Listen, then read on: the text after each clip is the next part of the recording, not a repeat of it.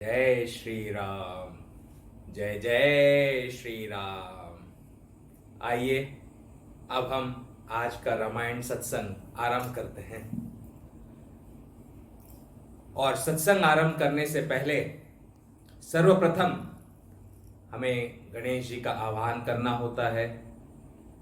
वे विघ्नहर्ता है, सारे विघ्नों को हरते हैं।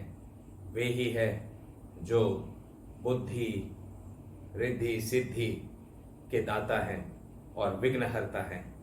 इसलिए गणेश जी महाराज का आह्वान करते हैं और उसके बाद हमें अपने कुलगुरु, हमारी कुलदेवी, हमारे गुरु, आध्यात्मिक भौतिक माता पिता की वंदना, अपने इष्ट को याद करना और इष्ट के इष्ट को भी याद करना।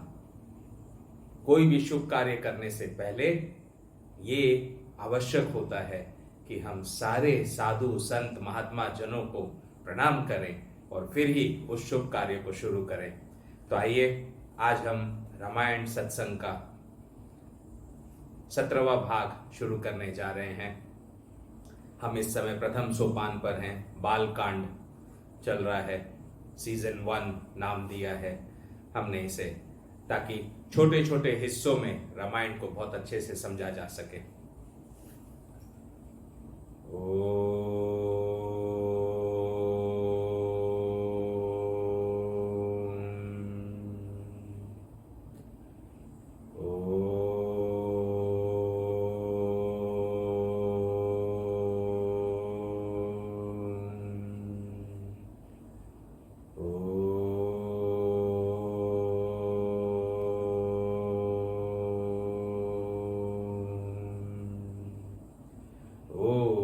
श्री गणेशाय नमः। बोलो गणेश जी महाराज की जय। बोल रिद्धि सिद्धि मैया की जय। ओम श्री दादुराम सतराम दादुराम सतराम दादुराम सतराम। ओम पार्वती रूपे कालिंदी यमी यमी नमः। हमारी माता माँ तारा को मेरा कोटि कोटि नमन, जो इस समय श्री राधा लोक में मेरे कृष्ण के पास रामायण में लीन है। मेरे पिताश्री को भी मेरा कोटि कोटि नमन। ओम श्री हनु हनु हनु हनु हनुमंते नमः। बोलो जयकारा बोल मेरे श्री गुरु महाराज की जय। बोल साचे दरबार की जय। सियावर रामचंद्र जी की जय। पवन सुत हनुमान जी की जय। उमापति महादेव की जय। शिव शंकर पार्वती माता की जय। बोल नंदीश्वर बाबा की जय। बोलो मेरे विष्णु भगवान श्री हरि विष्णु लक्ष्मी माता की जय। बोलो कृष्ण कन्हैया लाल की जय। सभी साधु संतों महात्माओं को ब्राह्मणों को मेरा कोटि कोटि नमन। मुझसे ये रामायण सत्संग करने में यदि कोई भी त्रुटि, किसी भी प्रकार की भूल हो रही हो, अज्ञानतावश कोई शब्द निकल जाए, तो उसके लिए मैं पहले ही आपसे क्षमा चाहता हूँ। एक गृहस्थ हूँ, गृहस्थ होने के नाते बड़ी ऊंची जिम्मेदारी प्रभु कृष्ण ने सौंपी है, फिर भी मैं इसे अपने बुद्धि, अपने ज्ञानानुसार भरसक प्रयास कर रहा हूं कि ये इतनी अच्छी बने कि आप सब और आने वाली पीढ़ी और जनरेशन वो इस रामायण को इस प्रकार समझ सके, अपने जीवन के हर कण कण में इसे उतार सके और समझ सके कि रामायण का मूल्य क्या है, जीवन को जीने का सही मार्ग क्या है, वो तो राम की कथा से ही मिल सकती है। अंत में सारे श्रोताओं को मेरा कोटि कोटि नमन। जय श्री राम, जय जय श्री राम। हम जो रामायण सत्संग कर रहे हैं, इसका मुख्य उद्देश्य क्या है? देखिए, मैंने देखा है, मैं एक प्रोफेसर हूं और प्रोफेसर होने के नाते लाखों बच्चों को पढ़ा चुका हूं, कई माता पिताओं से और बच्चों के संपर्क में हमेशा रहता हूं। और मैंने ये देखा है कि आज की जो पीढ़ी है, आज की जो जनरेशन है, उसे रामायण तो जो है अवधी भाषा में लिखी हुई है, संस्कृत हमारी मूल भाषा है, उसे तो समझना बहुत दूर की बात है। वे जो सीधी सरल हिंदी भाषा है, सीधी और सरल, उस हिंदी भाषा को भी आज की पीढ़ी पूरी तरह से ना समझ पाती है, ना पढ़ पाती है, ना लिख पाती है। कई बच्चों को तकलीफ होती है। तो ऐसे कंडीशन में हम अगर चाहेंगे कि वे सत्संग में बैठे, सत्संग में बैठ के हमें सुने, तो हमारी जो एकदम अच्छी हिंदी होती है, तगड़ी हिंदी होती है, उस भाषा को भी अगर वो समझ ना पाएंगे तो सत्संग करने का कोई लाभ ही नहीं उठता है। तो इसलिए अब मेरी मां तारा की आज्ञा हुई है और मेरे कृष्ण की आज्ञा हुई है कि अब रामायण सत्संग को और सरल बनाना है और आज की जनरेशन और आने वाली पीढ़ी उसको समझ सके, इस प्रकार मुझे इसका उल्लेख करना है, इस प्रकार मुझे इसे गाना है। तो गाएंगे तो जरूर, क्योंकि राम के भक्ति में डूबे बिना हमारा मन विभोर हो ही नहीं सकता है। उस अमृत रसना को तो हमें हमारे हृदय में उतारना ही है। तो देखिए, अब ये जो सेंटेंस है, मैंने अमृत रसना हृदय कहा, इनको बच्चे समझ नहीं पाते। भाई हृदय मतलब क्या? उन्हें क्या समझ में आता है? दिल, हार्ट का वर्ड जो है वो समझ पाते हैं। अमृत रस दे विल नॉट अंडरस्टैंड। तो उन्हें मुझे और अच्छी तरीके से समझाना होगा और मैं कोशिश करूंगा कि समझाने का प्रयास करूं पूर्ण, लेकिन साथ में सभी अभिभावकों से, यानी सभी माता पिता से, सभी पेरेंट्स से भी ये रिक्वेस्ट करूंगा कि आप 7 वर्ष की आयु के जब आपके बच्चे हो जाते हैं, उस समय से उन्हें ये रामायण सुनाना शुरू करिए जो मैं रामायण कर रहा हूं। और जब आप बच्चे रामायण सुने तो ऐसा नहीं है कि टीवी ऑन करके या यूट्यूब चैनल ऑन करके आप चले गए अपने काम करने के लिए। आपको बच्चों को वो समय देना होगा। यदि आप चाहते हैं कि आप अपने बच्चे में राम को देखें, रावण को नहीं, यदि आप चाहते हैं कि आप अपनी बेटी में सीता को देखें, शूर्पणखा को नहीं, तो आपको अपने बच्चों के साथ समय तो देना ही पड़ेगा। क्योंकि समय नहीं देंगे तो फिर आशा कैसे कर सकते हैं कि आपके बेटे बेटी राम और सीता जैसे बने। उन्हें वैसा बनाने के लिए, उन्हें कृष्ण के जैसा बनाने के लिए, उन्हें अर्जुन के मार्ग पर चलाने के लिए, उन्हें अभिमन्यु जैसा वीर बनाने के लिए आपको उनके साथ समय देना होगा। जब आप बैठेंगे साथ में तो आशा रखता हूं कि जहां जो भाषा बच्चे नहीं समझ पा रहे हों उसे आप समझाने का प्रयत्न कर सकते हैं।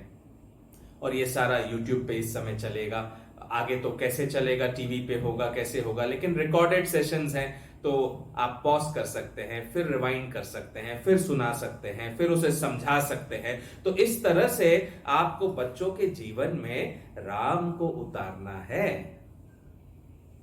कृष्ण को उतारना है, अच्छे अच्छे संतों की कहानियां, कथाएं जो असली में हो चुकी है, रियलिटी है, truth of this world.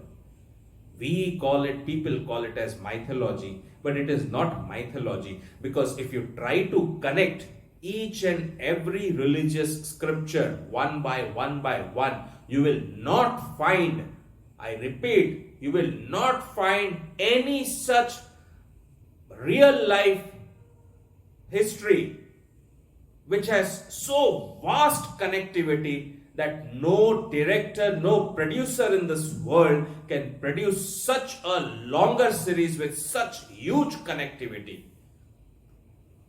To understand that, we need to get into that, right? So that's what I'm trying my level best, so that each and every kid of this generation and the upcoming generation, they all understand it so well, that you learn what is life, why God has sent you in life, why life is important, how to live a disciplined life, what are the benefits of living a disciplined life, what is this world all about, how was this made, what is beyond the universe. Every exploration we are going to look through science, we are going to look through ancient scriptures, we are going to look through all the real life story of Sri Ram. And not only of Sri Ram, I'm going to take you through my life, right from childhood till current date and till future date. I'll keep continuing with truthness of heart, and you listen to it. तो आइए अब हम शुरू करते हैं राम के जीवन का रामायण सत्संग। श्री राम जय जय राम, श्री राम जय जय राम। बोलो राम राम राम राम राम राम राम राम राम राम राम राम राम राम। श्री राम जय जय राम, श्री राम जय जय राम। मेरे राम राम राम राम राम राम राम राम राम राम राम राम राम राम।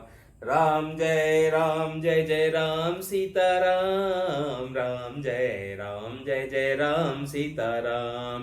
राम जय जय राम सीताराम, राम जय जय राम सीताराम। राम जय जय राम सीताराम, राम जय जय राम सीताराम। राम जय जय राम सीताराम, राम जय जय राम सीताराम। राम जय जय राम सीताराम, राम जय जय राम सीताराम। राम जय जय राम सीताराम, राम जय जय राम सीताराम। राम जय जय राम सीताराम, राम जय जय राम सीताराम। राम श्री राम जय राम, श्री राम जय जय राम। श्री राम जय जय राम, श्री राम जय जय राम। बोल सियावर रामचंद्र जी की जय, पवन सुत हनुमान जी की जय, उमापति महादेव की जय। देखिए, ये है श्री रामचरितमानस, तुलसीदास जी के द्वारा लिखी गई श्री रामचरितमानस। तुलसीदास जी कौन? जिन्होंने वाल्मीकि के रूप में त्रेता युग में रामचरितमानस की रचना की।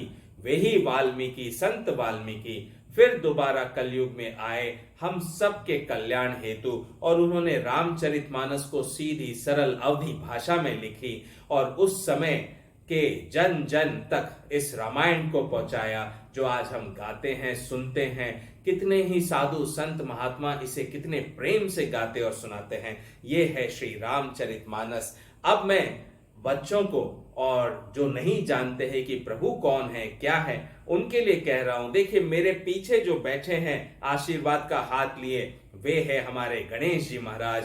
गणेश जी महाराज रिद्धि सिद्धि के दाता हैं, बुद्धि के दाता है, सारे कष्टों को हरते हैं। Means he takes away all the troubles from our life.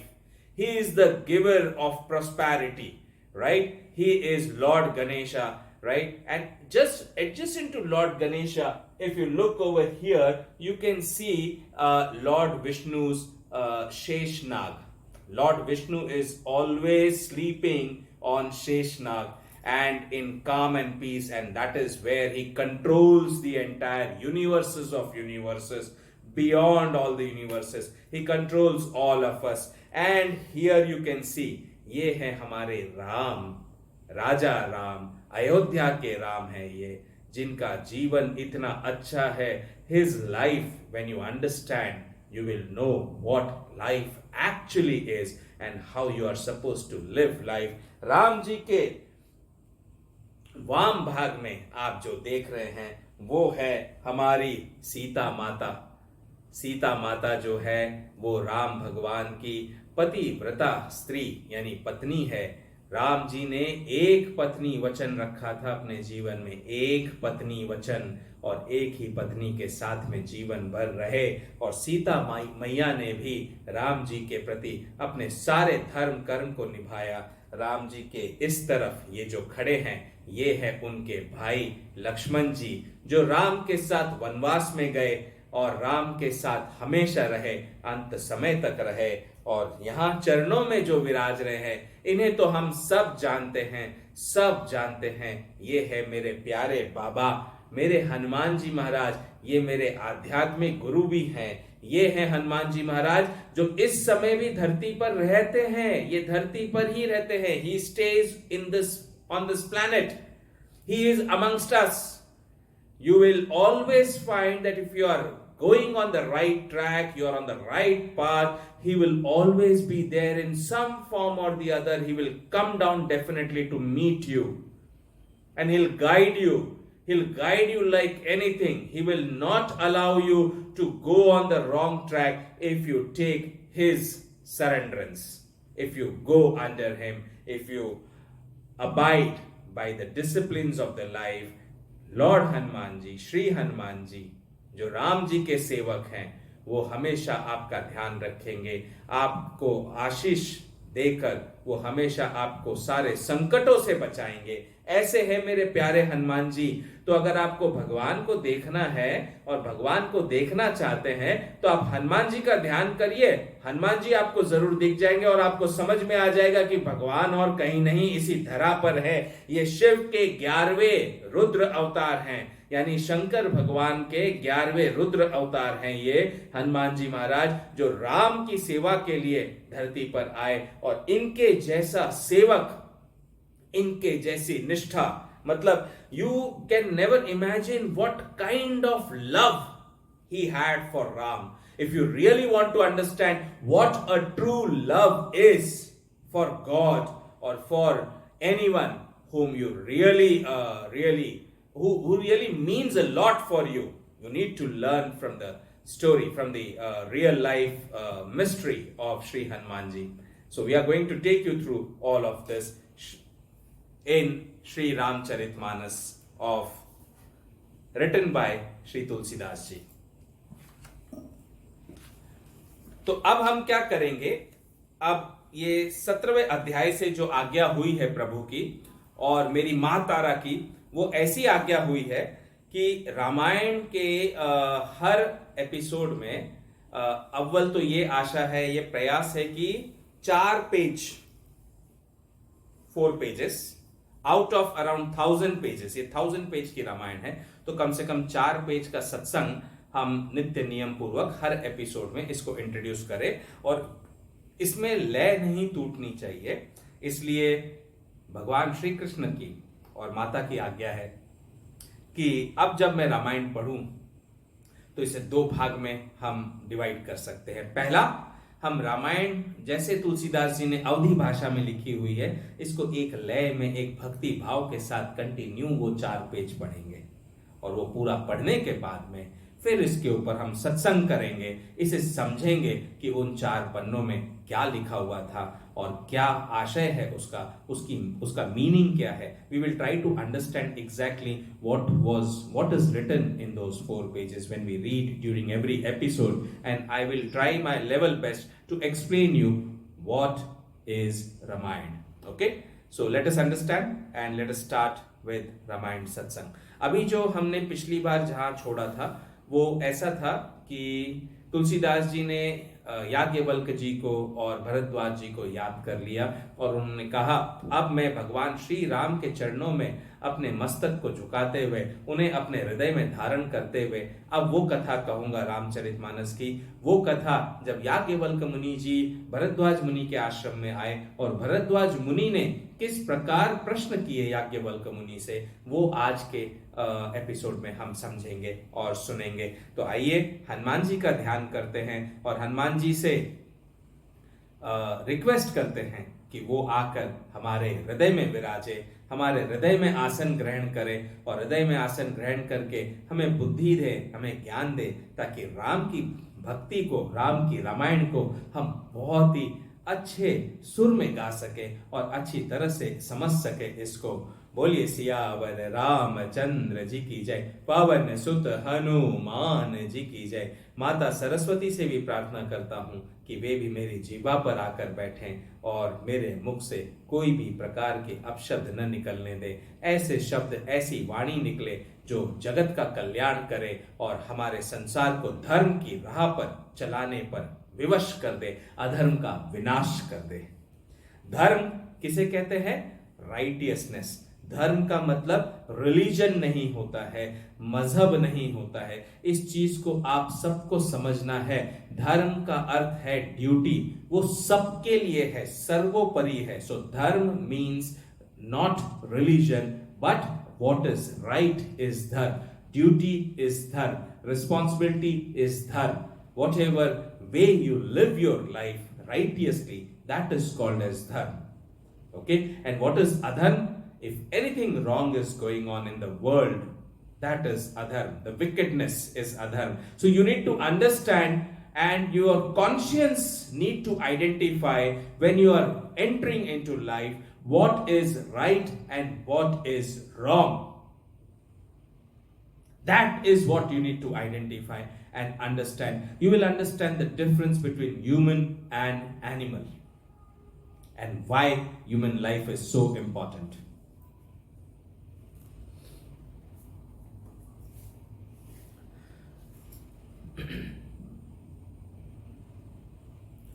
Bharadwaj मुनि बसहि प्रयागा, तिन्हि राम पद अति अनुरागा। तापस समदम दया निधाना, परमारथ पथ परम सुजाना। माघ मकर गत रवि जब होई, तीरथ पति ही आव सब कोई। देव दनुज किन्नर नर श्रेणी, सादर मज्जहि सकल त्रिवेणी।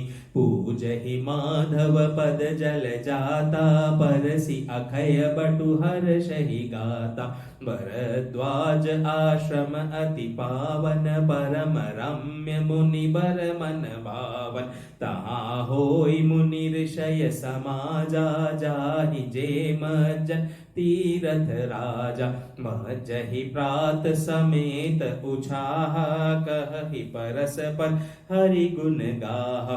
ब्रह्मा निरूपन धर्म विधि, बरनहि तत्व विभाग। कहि भगति भगवंत के, संजुत ज्ञान विराग। सियावर राम जय जय राम, मेरे प्रभु राम जय जय राम। एहि प्रकार भरी माघ नहाई, पुनि सब निज निज आश्रम जाहि। प्रति संबत अति होई आनंदा, मकर मज्जि गवनहि मुनि वृंदा। एक बार भरी मकर नहाए, सब मुनीस आश्रमन सिधाए। जाग बलिक मुनि परम विवेकी, भरद्वाज राखे पद टेकी। सादर चरण सरो रोज पखारे, अति पुनीत आसन बैठारे। करि पूजा मुनि सुज सुबखानी, बोले अति पुनीत मृदुबानी। नाथ एक संशय बड़ मोरे, करगत वेद तत्व सब तोरे। कहत सुमोहि लागत भय लाजा, जो न कहूँ बड़ होई अकाजा। संत कहई असि नीति प्रभु श्रुति पुराण मुनि गाव होई न बिमल विवेक और गुरसन किए दुराव सियावर राम जय जय राम मेरे प्रभु राम जय जय राम अस विचारी प्रगटौ निज मोहु हरहु नाथ करि जन पर छोहु राम नाम कर अमित प्रभावा संत पुराण उपनिषद गावा संतत जपत शंभु अविनाशी शिव भगवान ज्ञान गुण राशि आकर चारि जीव जग अहि काशी मरत परम पद लहि सोपी राम महिमा मुनि राया शिव उपदेशु करत करि दाया राम कवन प्रभु पूछऊं तोहि कहिय बुझाई कृपा निधि मोहि एक राम अवधेश कुमारा तिन कर चरित विदित संसारा नारी बिरह दुख लहो अपारा भयो रोशुरन रावण मारा प्रभु सोई राम की अपर को जाहि जपत त्रिपुरारी सत्य धाम सर्वज्ञ तुम कहो विवेक विचारी सियावर राम जय जय राम मेरे प्रभु राम जय जय राम जैसे मिटे मोर भ्रम भारी कहु सुकथा नाथ बिसतारी जाग बलिक बोले मुस्काई तुम ही विदित रघुपति प्रभुताई राम भगत तुम मन क्रम बानी चतुराई तुम्हारी मैं जानी चाहो सुनो राम गुण गूढ़ा किन्हो प्रश्न मनौ अति मूढ़ा तात सुनहु सादर मनुलाई कहो राम के कथा सुहाई महामोह महि से सुबिसाला राम कथा कालिका कराला राम कथा शशि किरण समाना संत चकोर करई जेहि पाना ऐसे संशय कीन भवानी महादेव तब कहा बखानी कहो सुमति अनुहारी अभोमा शंभु संवाद भयो समय जेहि हेतु जेहि सुनु मुनि मिटई विषाद सियावर राम जय जय राम मेरे प्रभु राम जय जय राम एक बार त्रेता जुग माही शंभु गए कुंभज ऋषि पाही संग सती जग जननी भवानी पूजे ऋषि अखिलेश्वर जानी राम कथा मुनि बर्ज बखानी सुनि महेश परम सुकुमानी ऋषि पूछी हरि भगति सुहाई कही शंभु अधिकारी पाई कहत सुनत रघुपति गुण गाथा कछु दिन तहाँ रहे गिरिनाथा मुनि सन विदा मागी त्रिपुरारी चले भवन संग दक्ष कुमारी ते अवसर भंजन मही भारा हरि रघुवंश लीन अवतारा पिता बचन तजि राजु उदासी दंडक बन विचरत अविनाशी हृदय विचारत जात हर केहि विधि दर्शन होई गुप्त रूप अवतरयो प्रभु गए जान सब कोई सियावर राम जय जय राम मेरे प्रभु राम जय जय राम सियापति राम जय जय राम मेरे प्रभु राम जय जय राम शंकर और अति क्षोभ सती न जाने मरमु सोई तुलसी दर्शन लोभ मंदर लोचन लालची सियावर रामचंद्र जी की जय पवन सुत हनुमान जी की जय रावण मरन मनुज कर जाचा प्रभु विधि बचनु कीन चह साचा जो नहीं जाऊं रही पछितावा करत विचारु न बनत बनावा एहि विधि भय सोच बस ईसा तेहि समय जाई दस सीसा लीन नीच मारी चही संगा भयो तुरंत सोई कपट कुरंगा, करि छलु मूढ़ हरि पै देहि, प्रभु प्रभाव तस विदित न तेहि, मृग बधि बंधु सहित हरि आए, आश्रम देखु नयन जल छाए, बिरह बिकल नर इव रघुराई, खोजत विपिन फिरत दो भाई, कबहु जोग वियोग न जाके, देखा प्रगट बिरह दुख ताके, अति विचित्र रघुपति चरे, जानहि परम सुजान, जय मति मंद विमोह बस, हृदय धरई कछुआन, सियावर राम जय जय राम, मेरे प्रभु राम जय जय राम, सियावर राम जय जय राम, मेरे प्रभु राम जय जय राम, बोल सियावर रामचंद्र जी की जय, पवन सुत हनुमान जी की जय। यहां थोड़ा सा विश्राम लूंगा क्योंकि ये गाते गाते वो स्थान आ गया जहां मारीच ने सोने की हिरण का रूप लेकर राम जी को, सीता मां को लुभाया और राम जी उसके पीछे भागे और पीछे से दशानन रावण साधु वेश में आकर कपटी रूप धर के सीता मां का हरण करके ले गए। और जब राम भगवान आए तो उनकी आंखों में अश्रु छा गए जब उन्होंने सीता मां को न देखा। मेरे राम से इतना प्रेम है, इतना प्रेम है कि उनके जीवन को जब मैं देखता हूं, when I try to remember each and every event of his life, tears roll down, not through eyes but through the heart over here.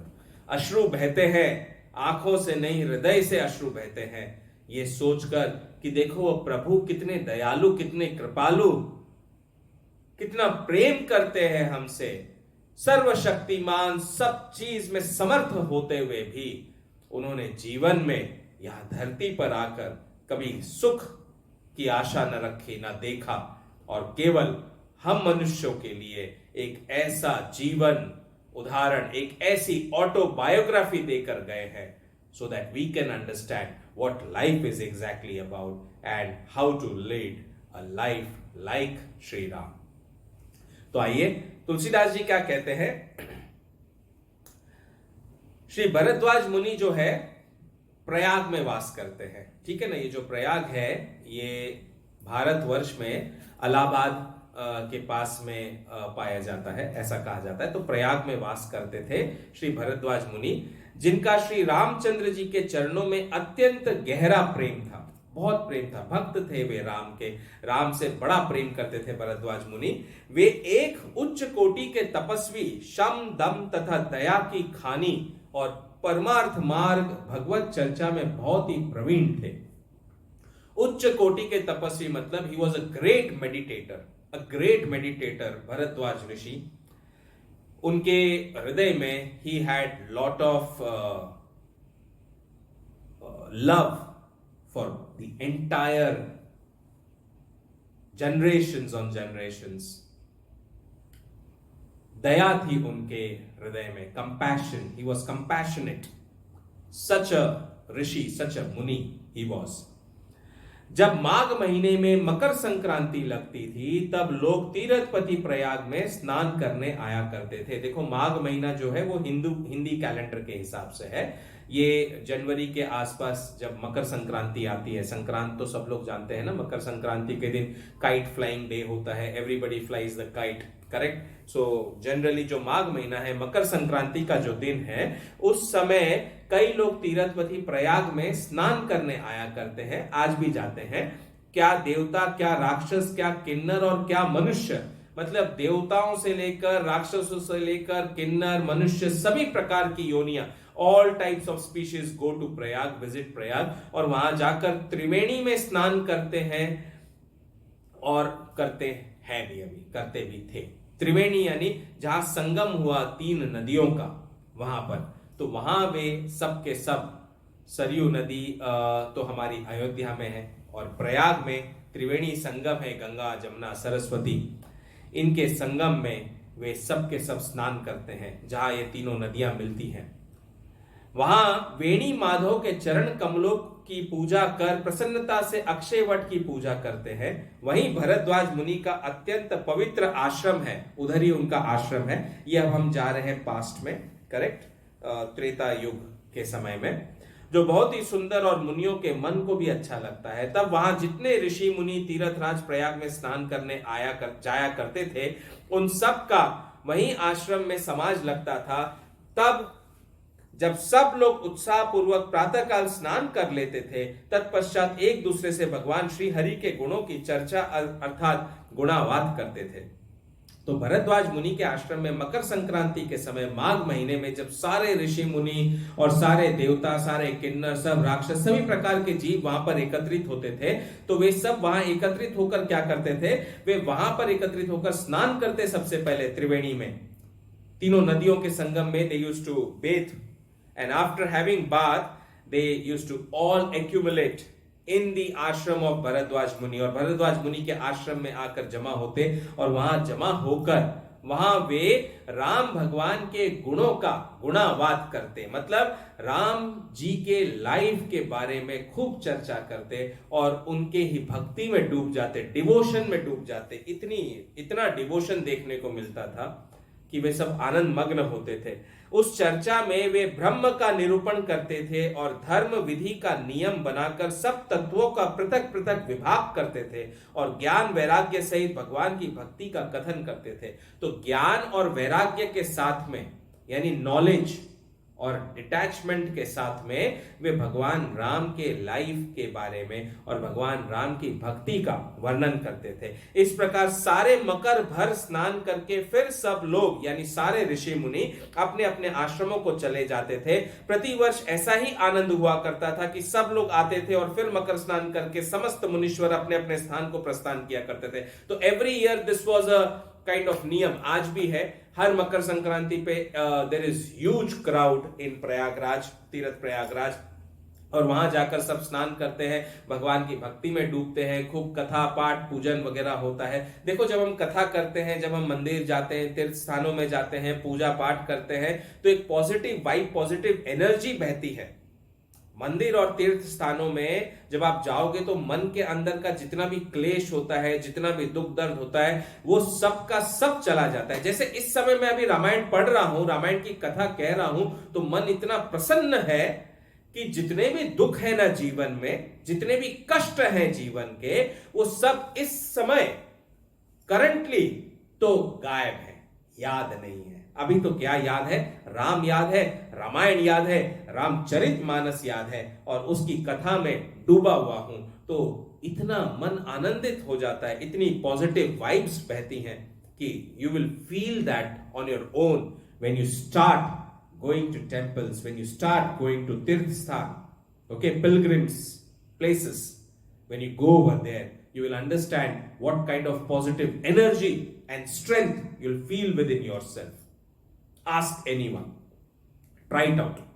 तो ऐसा हर मकर संक्रांति के समय ऐसा वहां पर भी होता था। एक बार जब मकर भर स्नान करके सब मुनीश्वर अपने अपने आश्रमों को चले गए, तब उनमें याज्ञवल्क्य मुनि जो परम ज्ञानी थे, याज्ञवल्क्य मुनि परम ज्ञानी मतलब सुपर नॉलेजेबल, ह्यूज नॉलेज, इतना नॉलेज कि ये वर्ल्ड का नॉलेज तो छोड़ो, बियॉन्ड द वर्ल्ड का नॉलेज उन्हें था। हम तो उनके चरणों की धूल के बराबर भी नहीं है, तो भी हम बैठकर आसन पर जो नॉलेज है वो नॉलेज ट्रांसफर करने की कोशिश करते हैं। मैं उसे हमेशा केटी कहता हूं, केटी से मुझे बहुत प्यार है। नॉलेज ट्रांसफर, जितना ज्ञान आपके पास है आपको अपनी पीढ़ी को देना ही देना है। वो ज्ञान आपके साथ में नहीं जाना चाहिए, ज्ञान यही होना चाहिए धरा पर, धरती पर, क्योंकि उसी से धर्म की स्थापना होती है।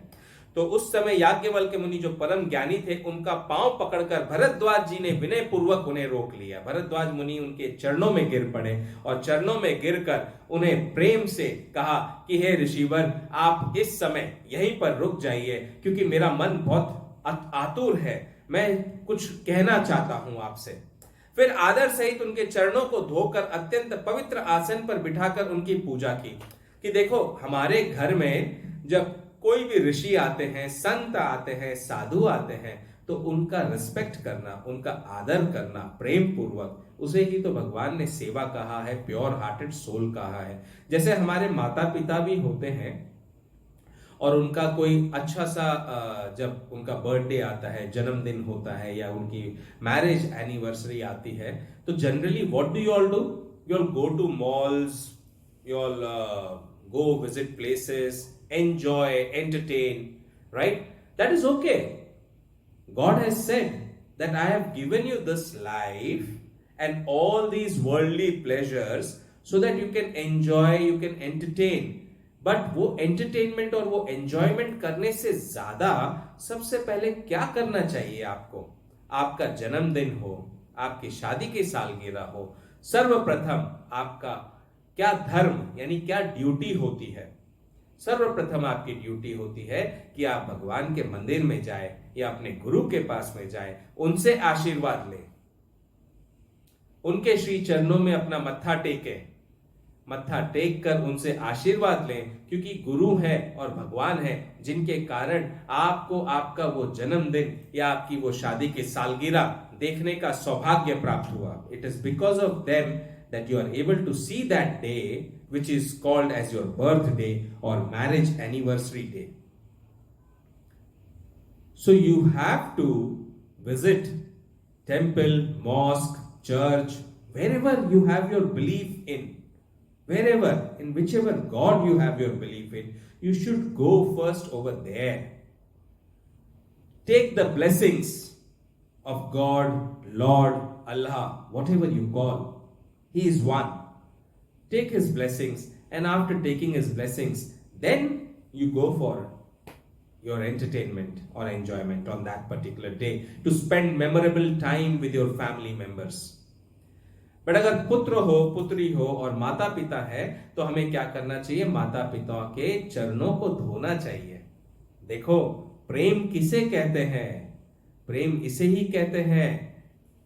अब इस प्रेम को समझने के लिए श्री कृष्ण का जीवन जो था, उस जीवन में थोड़ा सा जाना होगा. जब श्री कृष्ण के पास उनके मित्र सुदामा जो ब्राह्मण है आए श्री कृष्ण से मिलने के लिए, तो उस समय श्री कृष्ण ने क्या किया हम जानते हैं. मैं थोड़ी देर में आपको बताता हूं.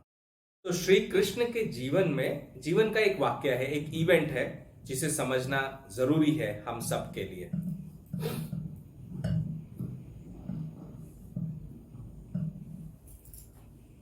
और वो क्या वाक्य है? श्री कृष्ण के पास में उनके मित्र सुदामा उनसे मिलने के लिए आए, एकदम फटे हाल में. बड़ी दरिद्र दशा थी, बड़ी दरिद्र दशा थी उनकी. इस कथा को सब जानते हैं. जब मैं डिटेल में कभी आगे बताऊंगा तब बताऊंगा, लेकिन अभी केवल उसका एक अंश मात्र आपको बताऊंगा. तो जब सुदामा जी श्री कृष्ण के पास आए, श्री कृष्ण जो है वो तो राजा थे द्वारका के, इतने बड़े राजा उनके घर आए. उनके ब्राह्मण मित्र जो एकदम दरिद्र, मतलब हाईली पुअर, खाने के लिए भी खाना, अन्न उनको रोज कभी मिलता कभी नहीं मिलता, पहनने के लिए वस्त्र भी ढंग से नहीं होते थे. फटे हाल में जब सुदामा जी आए तो श्री कृष्ण ने स्वयं अपने पलंग से उठकर तुरंत जाके सुदामा जी का आव भगत किया, उनको वेलकम किया. और वेलकम करके सुदामा जी को उन्होंने अपने पलंग पर बैठाया और बैठाते ही तुरंत दासों से और दासियों से एक बर्तन मंगाया, छोटा सा लोटा मंगाया, उस लोटे में जल मंगाया और प्लेट के अंदर सुदामा जी के पैर स्वयं अपने हाथों से रखकर उनके चरणों को धोया, प्रेम से धोया. देखो, जब वो उन सुदामा जी के चरणों को धो रहे थे, उस समय उनके अंतर मन में, उनके हार्ट में किसी भी प्रकार का कोई ईगो नहीं था कि मैं राजा हूं, राजा होकर मैं ऐसा काम कैसे कर सकता हूं और क्यों करूं. Compassion, human nature, goodness of heart, purity of heart, that is what matters a lot.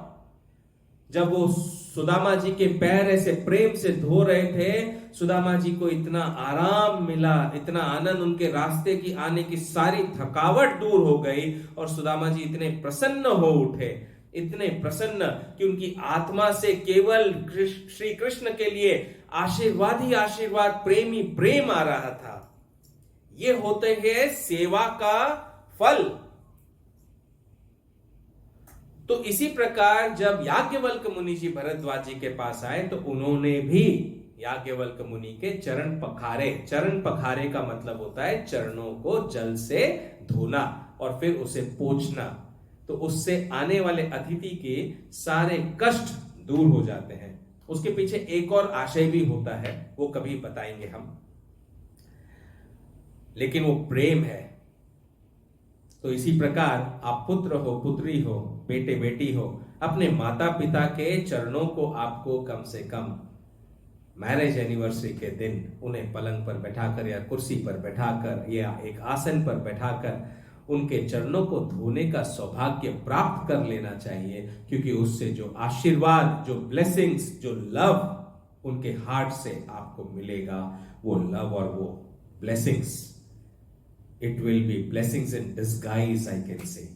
It will make your life so great. You will understand it only when you have that pure heart, thoughts in your heart. तो याज्ञवल्क्य मुनि जी के चरण पखारे और फिर उन्हें बैठाकर उनकी पूजा की और उनकी प्रशंसा कर भरद्वाज जी अत्यंत पवित्र और कोमल वाणी से, मतलब बहुत ही प्यारी वाणी से, politely, see talking also you should do politely, speaking also you should do politely, correct? There should be sweetness in your words when you are speaking with anybody. There shouldn't be any ego, pride, all those things away, control on it, and then you should speak with people. So उन्होंने कहा, भरद्वाज मुनि ने, हे नाथ, मेरे हृदय में एक बड़ा ही संशय उत्पन्न हो गया है. वेदों का संपूर्ण तत्व आपके हाथ में है. उस संशय कहने में मुझे भय और लज्जा दोनों ही लग रही है, किंतु यदि नहीं कहता हूं तो बड़ा अकाज होगा. देखो बोलने का तरीका भी कैसा होता है. भरद्वाज मुनि के मन में एक संशय था, एक डाउट था, और वो डाउट इतना बड़ा था कि वो डाउट अपने गुरु याज्ञवल्क्य जी के सामने कहने में वे घबरा रहे थे कि how do I place my thoughts and my doubt in front of him. I mean if I place it, so I'm feeling shy, and if I don't say anything, then I mean my mind will keep on thinking on that doubt, and I will never be able to get or understand anything. तो भरद्वाज मुनि क्या कहते हैं? संत कहई असि नीति प्रभु, श्रुति पुराण मुनि गाव, होई न विमल विवेक और गुरुसन किए दुराव. तो उन्होंने कहा कि संत ऐसी नीति कह गए हैं, ऐसा नियम, ऐसा रूल, ऐसा डिटर्मिनेशन बता गए हैं कि वेद शास्त्र भी कहते हैं ऐसा कि अगर गुरु से दुराव और कपट किया, यानी अपने टीचर से, अपने गुरु से आपने कोई चीज छिपाई और उनसे अपने मन का संशय, अपने मन का डाउट क्लियर नहीं किया, तो आपके हृदय में, आपके हार्ट में वो ज्ञान उत्पन्न होगा ही नहीं, वो नॉलेज आएगा ही नहीं. अगर आप नॉलेज चाहते हैं, अगर आप कुछ सीखना चाहते हैं, तो आपको कम से कम अपने टीचर के साथ में क्लियर कम्युनिकेशन करना बहुत जरूरी है कि आपको क्या समझ में आया, क्या नहीं समझ में आया, what doubts are there in your mind. Get it clear from your teacher. You are not suppose to hide anything from your teacher when it comes to gaining knowledge. तो ऐसा विचार करके अपने अज्ञान एवं मोह को प्रकट करता हूं, भरद्वाज जी ने कहा. सो हे नाथ, मुझ अपने दास पर कृपा करके उसे दूर कीजिए. श्री राम जी के नाम का प्रभाव अमित है, अर्थात उसका अंत नहीं है, असीमित है. इस बात को संत पुराण और उपनिषदों ने भी गाया है. जिस राम नाम को केवल संत जन ही नहीं जपते, वरन ज्ञान और गुण के भंडार अविनाशी शिव जी भी जपा करते हैं. संसार में 4 प्रकार के जितने जीव हैं, सबको काशी में मरने पर भगवत पद, परम पद प्राप्त होता है. सो हे मुनीश्वर, यह श्री रामचंद्र जी के नाम का प्रभाव है या शिव जी की कृपा है जो वे राम नाम का उपदेश देकर उनको अच्छी गति देते हैं. हे प्रभु, मैं आपसे पूछता हूं कि वे राम कौन है, कृपा करके मुझे समझा कर बताइए. तो देखो, भरद्वाज मुनि तो जानते थे कि राम कौन है, राम कहां से आए, उन्होंने क्या क्या किया, लेकिन उनकी राम में आस्था, बिलीफ, फेथ, ट्रस्ट इतना था, प्रेम इतना था कि वे दोबारा याज्ञवल्क्य मुनि जी के मुख से सुनना चाहते थे कि राम कौन है, मुझे राम के बारे में बताइए। जब तक राम के बारे में मैं आपके श्रीमुख से नहीं सुनूंगा मैं समझ ही नहीं पाऊंगा। मेरे अंतर मन में बड़े सारे प्रश्न है, बहुत सारे क्वेश्चंस है कि वे राम कौन है जिन्हें संत जन इतना जपते हैं, वेद शास्त्र भी जिनके बारे में इतना कुछ कहते हैं, वे राम कौन है। संसार में 4 प्रकार के जितने भी जीव हैं वो सबको काशी में मरने पर परम पद प्राप्त होता है। तो ये शिव जी की कृपा है या राम के नाम की कृपा है, ये सब आप मुझे बताइए। एक राम, देखो आगे भरद्वाज मुनि ने क्या कहा याज्ञवल्क्य जी से, एक राम अवधेश कुमारा, तिन कर चरित विदित संसारा, नारी बिरह दुख लहु अपारा, भयो रोषुरन रावण मारा। कि एक राम तो अवधेश श्री दशरथ महाराज के कुमार पुत्र हुए, जिनके चरित्र को सारा संसार जानता है। कि एक राम तो मैं वो जानता हूं जो दशरथ महाराज के पुत्र हुए, अयोध्या के राजा हुए।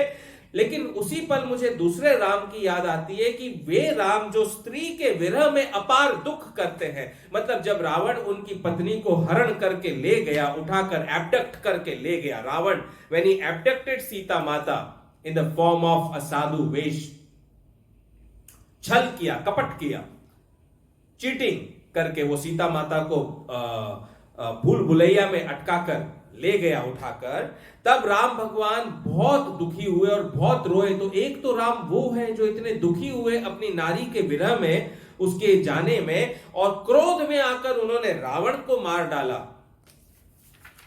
तो कौन से राम है? सो हे प्रभु, वह राम वही है या कोई जिन्हें त्रिपुरारी शिवजी जपते हैं? क्या वो राम वही है जिसे शिवजी, मेरे शंकर भोलेनाथ, भोले भंडारी जपते हैं? आप सत्य के धाम और समस्त बातों को जानने वाले हैं, अतः ज्ञान पूर्वक विचार कर कर कहिए कि वे राम कौन है। तो उन्होंने पूछा कि बताइए मुझे विचार करके कि राम कौन है। दशरथ के पुत्र हैं, सीता के पति हैं, रावण को मारने वाले, क्रोधवश रावण की हत्या करने वाले हैं, या कौन है वो राम?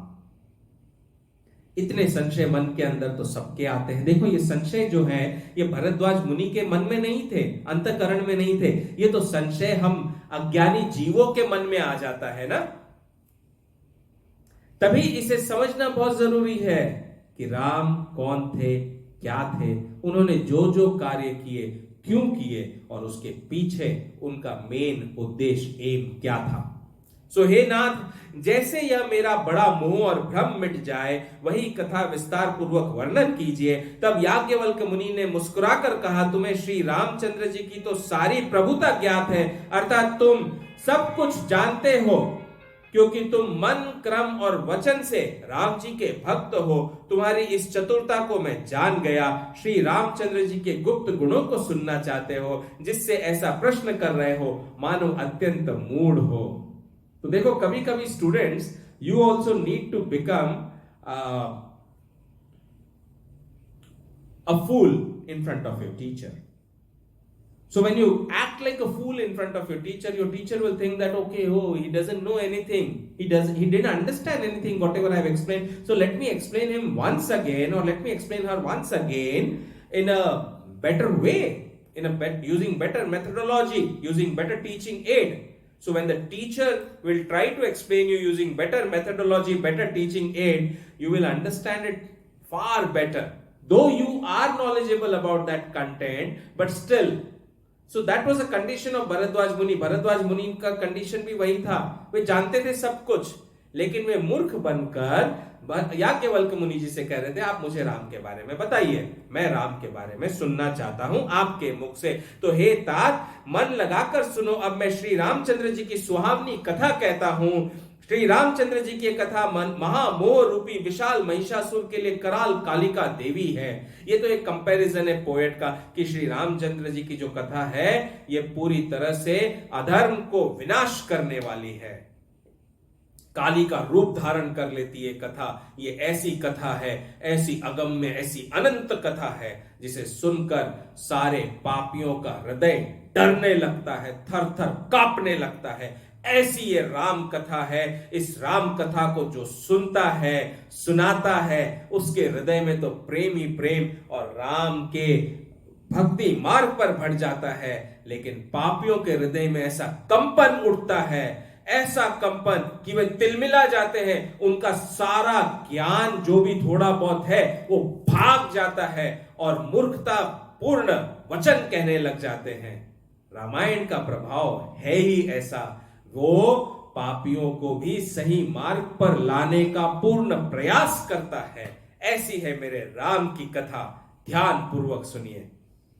तो श्री रामचंद्र जी की कथा चंद्रमा की किरणों के समान है, जिसको संत रूपी चकोर सर्वदा पान करते हैं। हे भरद्वाज, श्री रामचंद्र जी की कथा के संबंध में आज तुम जैसे पूछ रहे हो, इसी प्रकार पार्वती जी ने भी शंका की थी।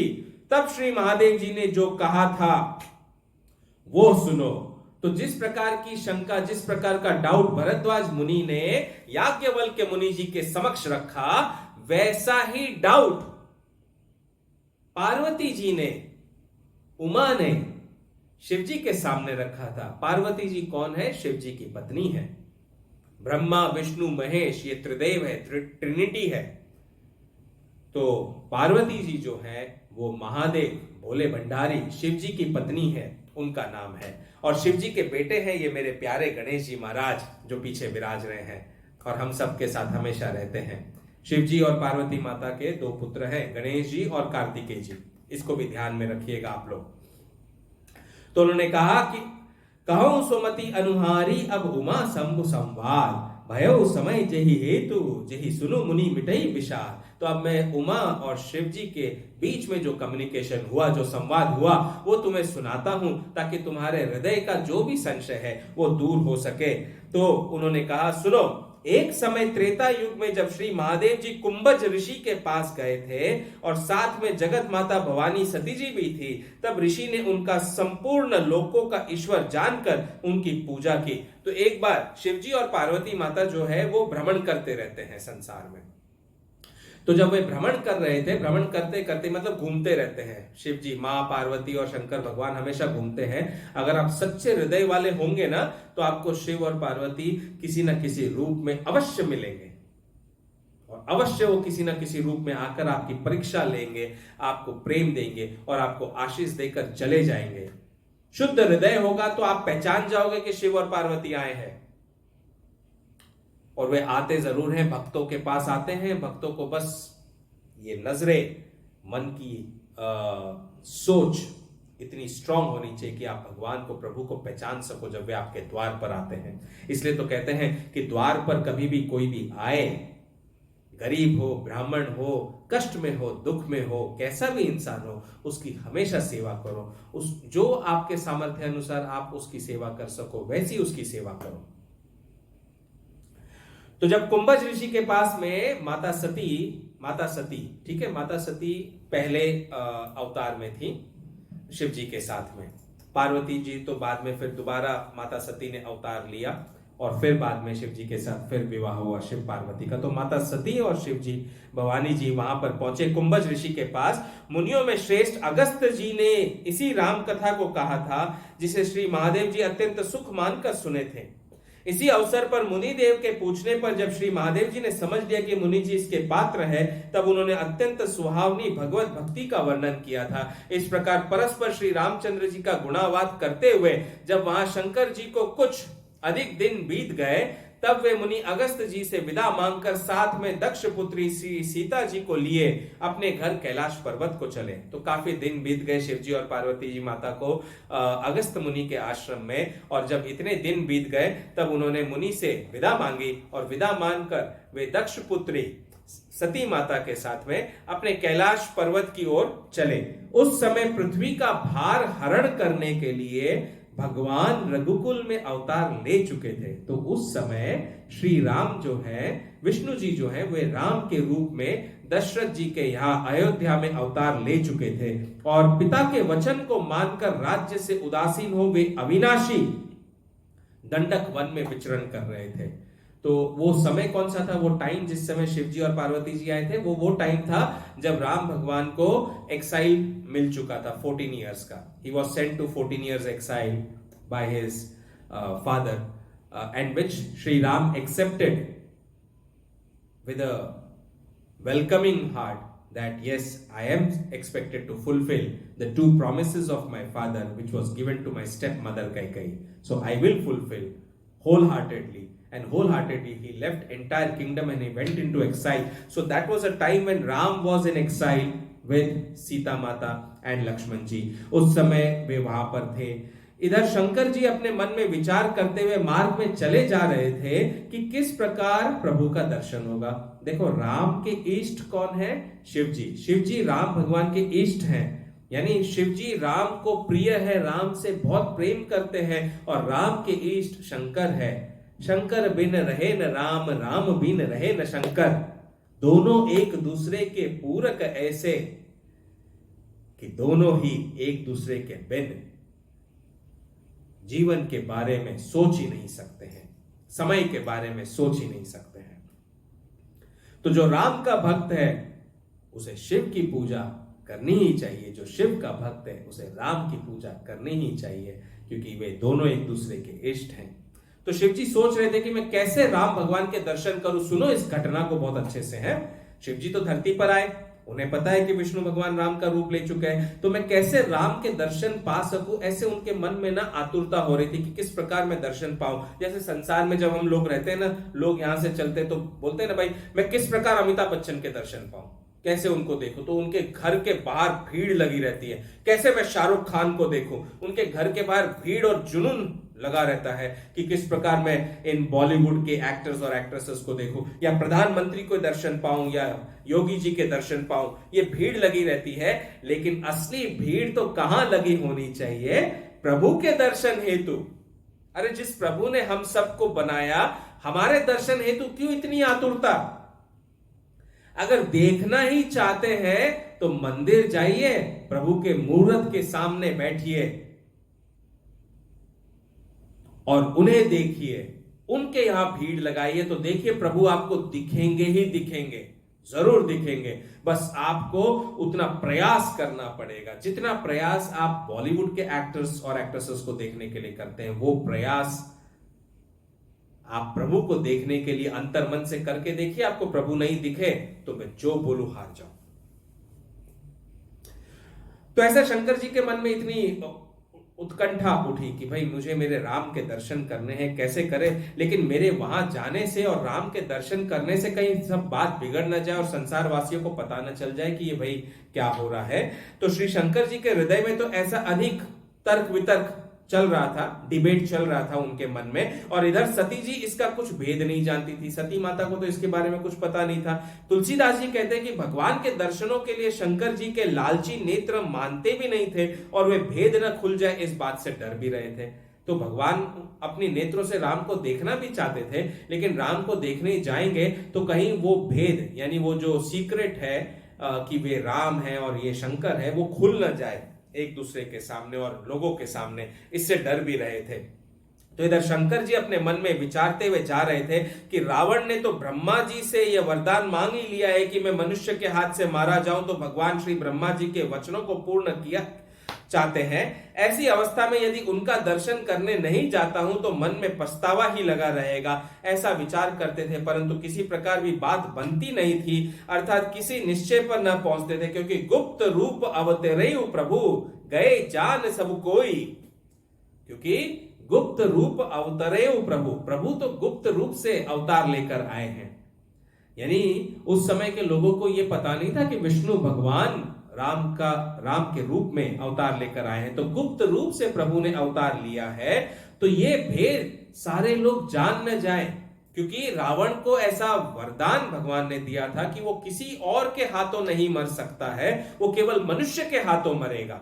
इसलिए विष्णु भगवान मनुष्य रूप में, राम का रूप में धरती पर आए, ताकि वे रावण का संहार कर सके. रावण कौन है? रावण पाप का नाम है, रावण अधर्म का नाम है, रावण रॉन्ग का नाम है. Wrong, what is wrong in the world, that is Ravana. वो मांस खाता था, वो रॉन्ग है. मांस को खाना गलत है, तो वो रावण है. वो मदिरा पीता था, शराब पीता था, तो वो रावण है, शराब पीने वाला रावण है। वो पर स्त्रियों के ऊपर गलत दृष्टि रखता था, दूसरी नारियों को उठाकर ले आता था, सीता मां का हरण करके ले आया, तो वो रावण है। पाप का रूप रावण है, अधर्म का रूप रावण है, और ऐसे अधर्म और पाप के रूप का नाश होना तो लिखित ही है, और प्रभु स्वयं आए उस रावण को मारने के लिए। तो शिव जी मन में बहुत कुछ सोच विचार कर रहे थे। इस प्रकार महादेव जी को चिंता हो रही थी कि उसी समय रावण ने जाकर नीच मारीच को अपना साथी बनाया और वो तुरंत कृपट मृग बन गया। तो उसी समय क्या हुआ, तो रावण ने मारीच को अपना साथी बनाकर मारीच से कहा, तू मृग का रूप लेकर यानी हिरण का रूप लेकर जाएगा, सोने के हिरण का रूप लेकर सीता को लुभाएगा, और राम जब तेरे पीछे तुझे मारने के लिए दौड़ेंगे, पीछे से मैं सीता को हरण करके ले जाऊंगा। वो घटना उस समय घटी। उस मूढ़ ने छल पूर्वक श्री जानकी जी को तो हरण कर ही लिया, परंतु उसे यह नहीं ज्ञात हुआ कि प्रभु श्री रामचंद्र जी का प्रभाव कैसा है। श्री रामचंद्र जी मृग के पीछे गए और थोड़ी देर में ही उसे मारकर भाई लक्ष्मण जी के साथ जब लौटे, और लौटकर राम भगवान जैसे ही लौटकर अपने आश्रम में आए तो उन्होंने देखा कि आश्रम खाली है, आश्रम में कोई भी नहीं है, सुन्न हो गया है। जब कोई भी घटना घटती है तो एकदम नेगेटिव एनर्जी की वाइब्स फील होती है कि कुछ तो गलत हुआ है। ये भगवान ने हमें इंट्यूशन की शक्ति दी हुई है, हर एक को दी हुई है। हर एक का इंट्यूशन होता है और स्ट्रांग होता है, किसी का वीक होता है। वीक क्यों होता है? जब आप माया के प्रभाव में रहोगे ना, संसार के मटेरियलिस्टिक वर्ल्ड में जब आप घूमते हो और मटेरियलिस्टिक वर्ल्ड में आपका ध्यान ज्यादा है, तो आपका इंट्यूशन, आपका जो आभास है वो एकदम वीक हो जाएगा, ना के बराबर गायब हो जाएगा। लेकिन जब आप मटेरियलिस्टिक वर्ल्ड से बाहर निकलोगे और उसमें आपका ध्यान नहीं होगा, तो आपका इंट्यूशन बहुत स्ट्रांग हो जाएगा। You will be able to understand, identify. एक फोन कॉल भी आएगा ना तो आपको समझ में आ जाएगा किसका फोन आ रहा है। कोई डोर पे बेल रिंग करेगा तो आपको समझ में आएगा कि कौन आया है। आप तुरंत बता दोगे कि कौन आया है, किसका कॉल आया है। 2 घंटे बाद या 4 घंटे बाद अगर कोई घटना होने वाली है तो आपका इंट्यूशन आपको गाइड करके बता देगा ये घटना होने वाली है। ये हर किसी को पता चल सकता है, लेकिन उसके लिए क्या करना होगा? मटीरियलिस्टिक वर्ल्ड से detachment. Stay in the world, enjoy the pleasures, but being detached. I will teach you how to stay detached and enjoy the pleasures also and live your life in a disciplined manner. I'm going to teach you all that, right? Whatever knowledge God has given me, whatever little ज्ञान, थोड़ा सा ज्ञान मेरे पास है, उस ज्ञान के बलबूते मैं आपको समझाऊंगा कि वैराग्य कैसे लिया जाता है जीवन में, और वैराग्य होते हुए भी आप सारे इस संसार के सुखों को कैसे भोग सकते हैं।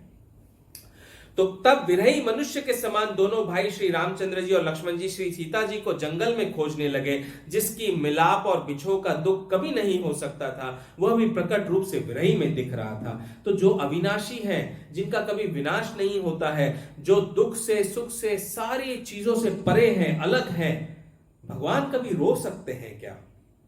भगवान कभी विरह कर सकते हैं क्या? नहीं कर सकते हैं, है ना।